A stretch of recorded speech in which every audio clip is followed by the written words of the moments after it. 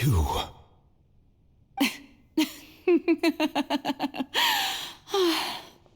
Sorry. That shocked expression on your face is just too amusing. I couldn't help myself. You are not Furina. Who are you? The sweet sound of bewilderment. Marvelous. A sure sign that my attempt to deceive everyone was a resounding success. But to answer your question, I am Focalor. You know, the god. Focalor? Why did you deceive us? Oh, that wasn't my goal, of course. Goodness, no. But I had to fool everyone else too, if I was to stand any chance of deceiving the heavenly principles. Deceiving the heavenly principles? It's all because of that pernicious prophecy. Dreadful, wasn't it? Everyone doomed to dissolve. Fontain condemned to be flooded. One was not amused. In fact, one was positively bemused when that problem was thrust upon me by my dearest predecessor. That's the former Hydro Archon Egeria, for the uninitiated. It hardly gets more disastrous than a preordained national catastrophe, now does it? She knew full well that the prophecy would surely come to pass. And as one of the seven, she also knew full well that one defies the heavenly principles at one's peril. So yes, as you have no doubt surmised, it was a rather impossible situation that I found myself in. I spent a terribly long time mulling it over, alone on the ocean floor. And I was almost growing barnacles by the time I finally realized there was only one possible solution to this confounding conundrum. I had to outwit the heavenly principles, allow the prophecy to be fulfilled, ostensibly at least, while saving everyone at the same time. I'm a genius, I know. I can only assume that's why Egeria chose me as her successor. Although, looking back now, it was hardly the inheritance one dreams of. Between the task of saving the nation, the quotidian duties of the Hydro Archon, and not to mention the original sin of creating a new race of humans, I dare say she left me quite a colossal mess to clean up.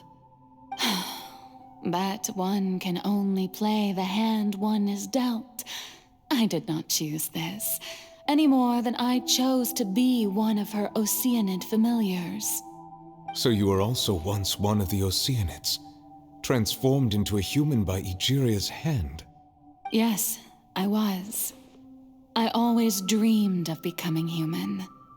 And I still do, even now. In my eyes, to be human is to be part of the greatest opera ever known. After becoming a god, I separated my divinity from my body and spirit, leaving behind only a self that was as naive and bewildered as my past self on her first day as a human being.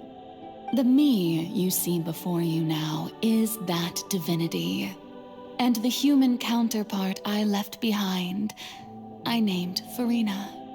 She could feel joy, sorrow, and everything in between. She could be as vain and conceited, or as meek and vulnerable as she wished. Her strengths were of a kind only a human could possess, as were her shortcomings. But in my eyes, Furina's humanity was what made her perfect. She was perfectly human in every way. The person I always wanted to be. Anyway, so then I cursed her. All part of the plan, of course. The plan to deceive the heavenly principles. Do you still remember the final scene of the prophecy? The Hydra Archon alone, weeping on her throne. In order that the prophecy might appear fulfilled, I invited Furina to be an actress, to play the part of the Hydro Archon in the prophecy. Under the curse I placed on her, so long as I, Focalor's divinity, continued to exist, she could not die. But nor was she free to live her life in the pursuit of happiness. Instead, she was forced to take the stage in the opera house, to embrace the role of leading lady, to forever play the part of the god from the prophecy, all to create a deceitful appearance of that prophecy coming to pass. I suppose now you probably understand why your court is called the Opera Epiclese. But Furina is only human, isn't she? Even though she has had a long life, her mind is no stronger than that of any other ordinary human being. I cannot begin to fathom what she has had to endure. It must have been torture for her. It has indeed. And although she is, in a sense, me in human form, I most definitely owe her an apology for it. It's been 500 years, and all along, she's been playing her part in the most unimaginably long, unbearably lonely, and agonizingly painful opera of all time.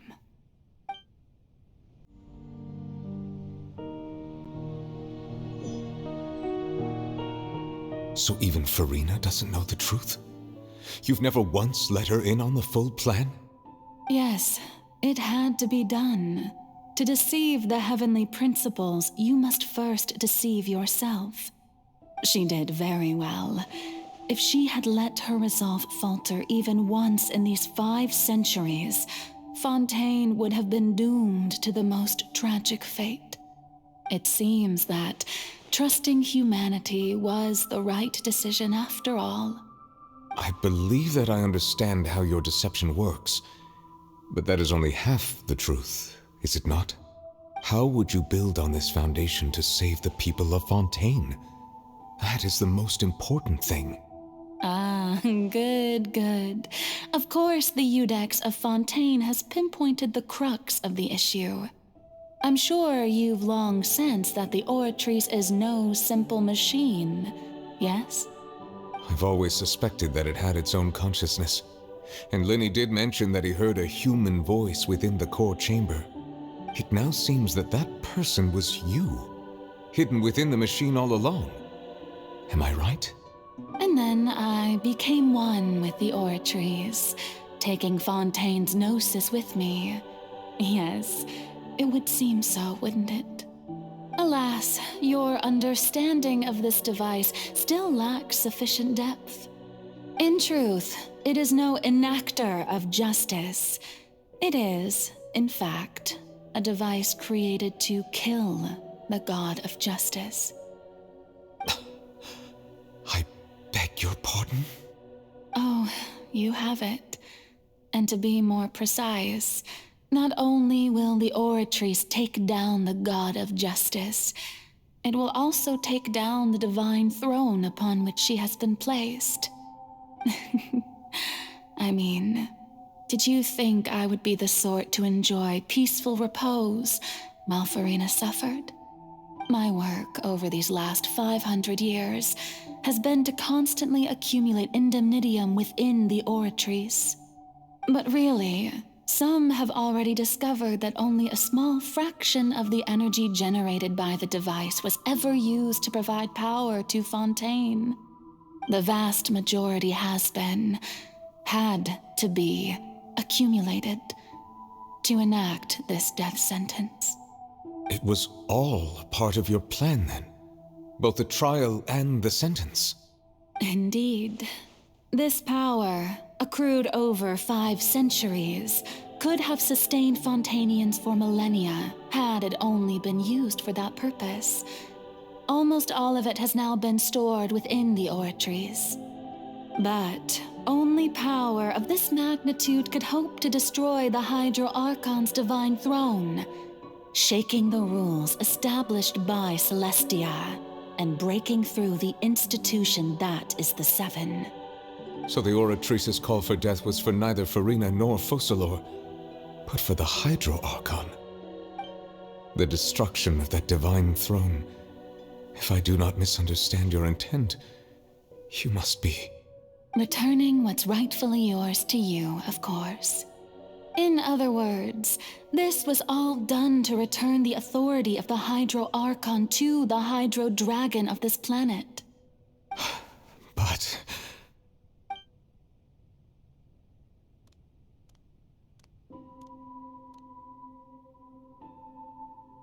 Oh, what? Getting sad again, are we? The authority of the ancient dragons shall soon be yours once more, O Hydro Dragon Sovereign. And this is the face you make. all you've done throughout the years is just so you can sacrifice yourself at the very end. I've never quite seen it that way, you know. Even now, I'm quite pleased at how well my deception worked.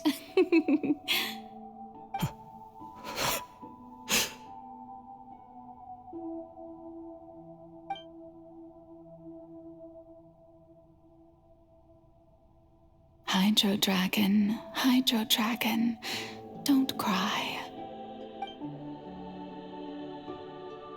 I must say, had it been within my rights, I would have loved to judge the heavenly principles themselves. Were they not guilty of essentially the same crime? Egeria stole the power of the primordial sea, and the heavenly principles stole the power you ancient dragons possessed. I, for my part, am the god of justice. And is it not just that your original powers should be returned to you? Speaking of justice, I have always believed that justice lies in the process of pursuing human existence itself. So, if the theft of the primordial sea's might was Fontain's original sin, then, leaving matters of procedural right and wrong aside, the descent of the Fontainians as humans and their right to exist in this world would be Fontain's original justice. In other words, existence was Egeria's justice, and to me, justice is the continuation of that existence. Defying the prophecy and ensuring that Fontain's people shall live on, that should be the justice enthroned over all others. At this point, we, whether it be myself or all other Fontainians, have shouldered the burden of this sin for far too long. Iudex Neuvillette, the highest judge in our land, when you regain your full power as an elemental sovereign, what verdict shall you pass upon us? So when I was invited to the court of Fontaine to serve as Iudex, I see now that that was your idea too. At last, I now understand the true purpose behind this position. In the beginning, I was uninterested in human existence. But these 5 centuries of living alongside them have gradually brought about mutual understanding between us. And I have even attempted to feel as they feel. You are a devious one, Fussalor. Things being as they are, surely you know that I could never declare them to be guilty.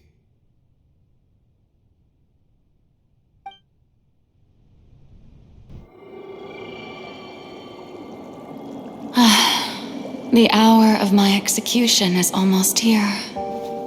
For the sinner, the curtain call has come.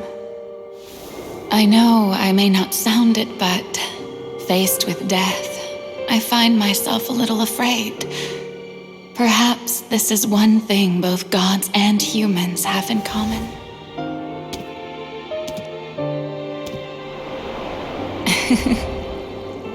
Farewell, Neuvillette. I hope you've enjoyed the part you played these 500 years.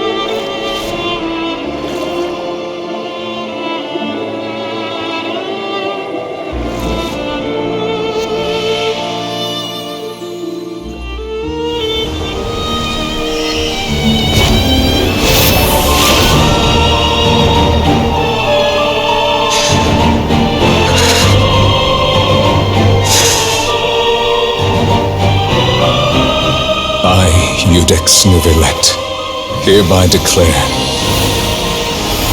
people of Fontain, your sins are forgiven.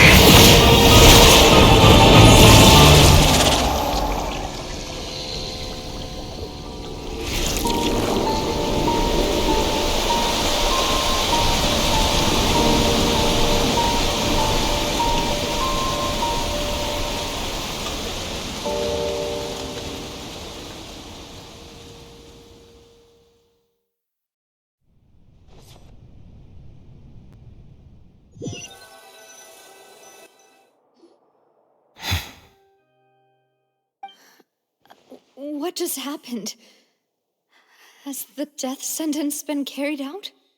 Was that bright light some sort of misdirection? I have a feeling that something huge just happened. But since we're all still alive and haven't been dissolved, I assume whatever happened was good for us. It's time to end this. We must mete out punishment to that beast. But didn't you say just a moment ago that it can't be defeated? I have gained the strength sufficient to deal with it. Through certain means, I now have the ability to separate the power of the Primordial Sea from that creature. We should seize the opportunity to pursue our quarry. Traveler, now that the oratories can no longer function, I require an executor to help me mete out justice. The root of the calamities befalling Fontain, the beast that enacts the prophecy. Its name is the all-devouring narwhal. Come with me, traveler. The hour of execution has come.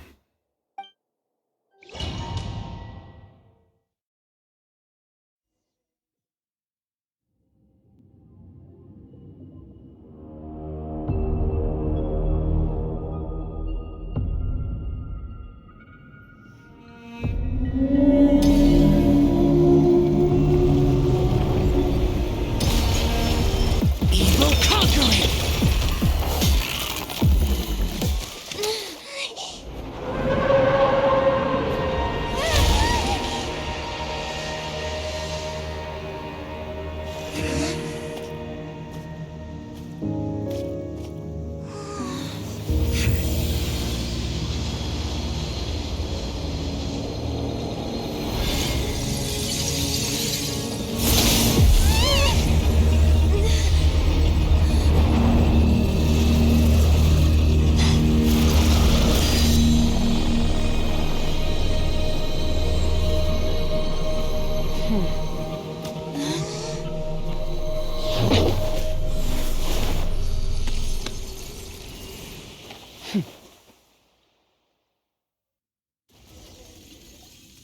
Thanks for helping with the cleanup.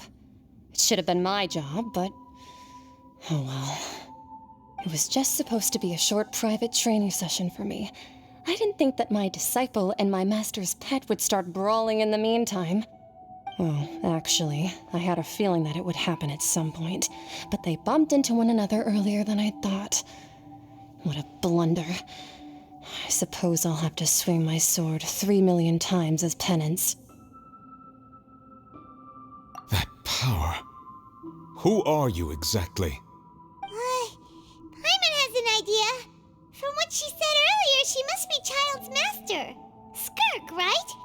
It's just that he gave us the impression that she was the less talkative person.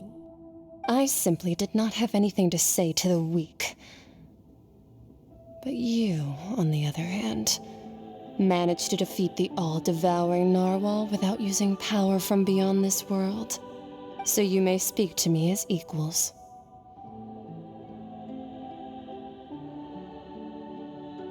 I have to agree. It's a strange use of a planet's primordial waters just to raise an all-devouring narwhal. That kind of power is wasted on it. It's not cooperative. It eats too much. And I have more important things to do with my time than pet sitting. The only thing that creature has going for it is its looks. All in all, it fails as a pet. Miss Skirk? I think you might have missed the point. The point being? Well, being that this pet almost destroyed an entire nation. So what sort of person is your master? Well,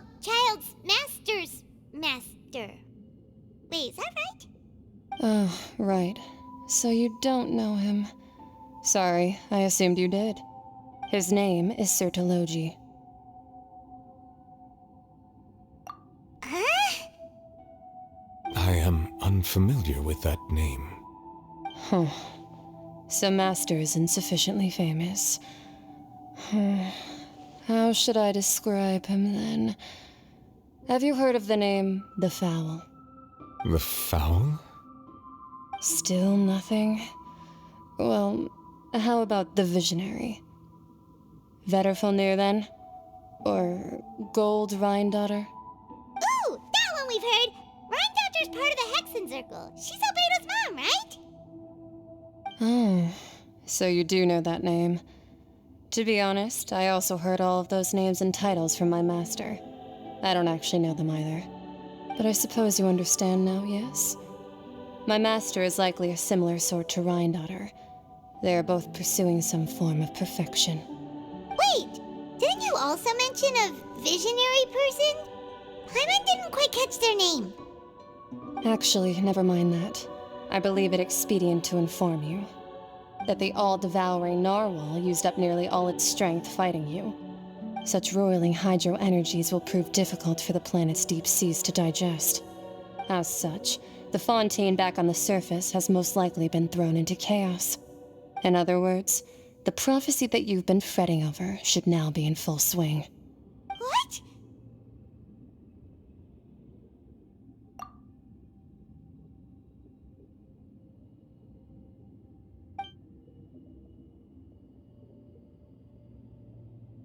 Not to worry.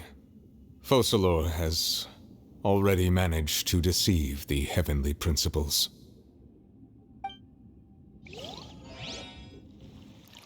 In the end, the people will all be dissolved into the waters, and only Furina will remain, weeping on her throne.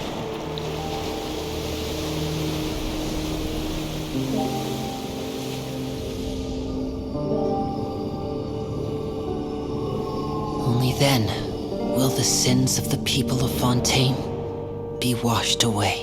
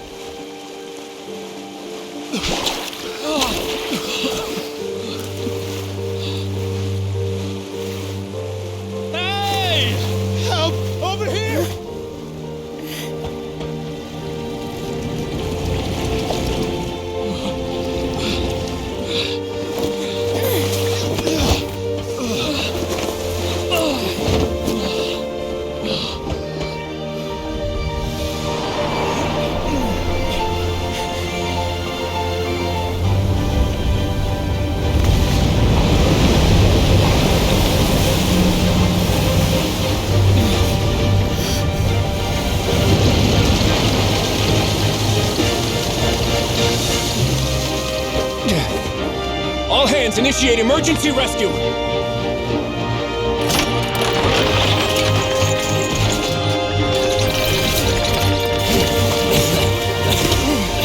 Hurry!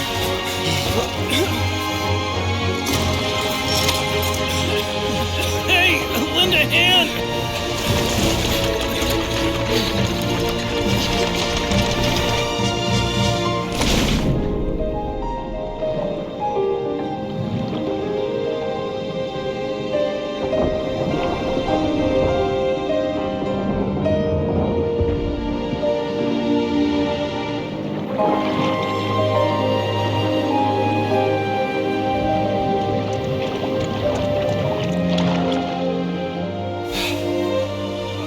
Look!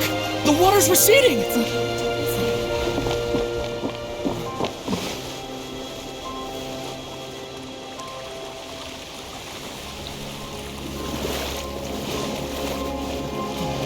It's a miracle! Water's receding. We didn't dissolve.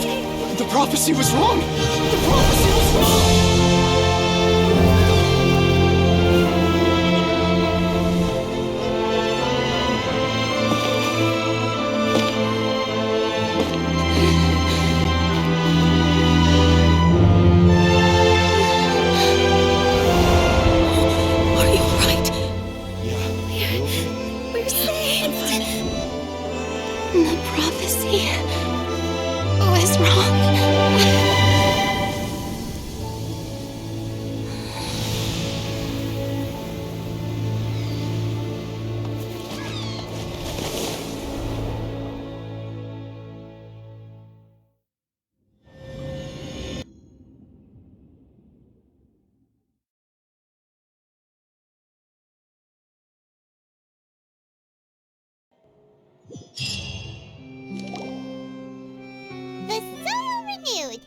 Espina di Rosula talks post-disaster rebuilding.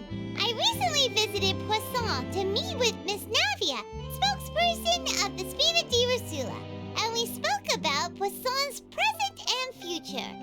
Old soil can still give birth to new bloom, Miss Navia stated. Hope is like seeing a small cookie when you're starving late at night. You just need a little of it. Skyship Winglet, lunar brain of the Fontain Research Institute. The various disputes that have arisen on account of Mr. Edwin have suddenly become a shield over the Institute, with Jurier turning out to be a once-overlooked hidden gem. People always call the first researcher mad, but few know what to call the second. And should that latter person achieve a miracle, they would find it all the harder to find a word with which to classify him and his team. Wow! Paimon barely recognizes the people in the reports. Are those really Jurier and Navia? They sound like real big shots. What do you think? Pretty enthralling, huh? The Steambird's idea was pretty simple. With the disaster just having passed, we would print a free edition packed to the margins with good news to calm people down. The value for these big scoops lies in their inevitable follow-ups. We'll publish further reports and go into the stories behind those people. Edwin's assistant, Jurier, created a true flying ship, while Navia is leading people in the reconstruction of their home. I'm sure that these stories could draw even your well-traveled eye. Paimon's curious too! Wait a minute. Didn't we watch everything happen from start to finish? What's there to be curious about? And that's exactly why I'd like you to come conduct interviews with me. You're the best incubators of news, if you haven't noticed. And also, with you around, I'm sure I'll get to see that Duke. Are you sure? Hasn't he turned you down several times already? Oh, this time will be different. Come on, let's head to Poisson first, and then make a trip to the fortress. There are some things you'll only know when you get there.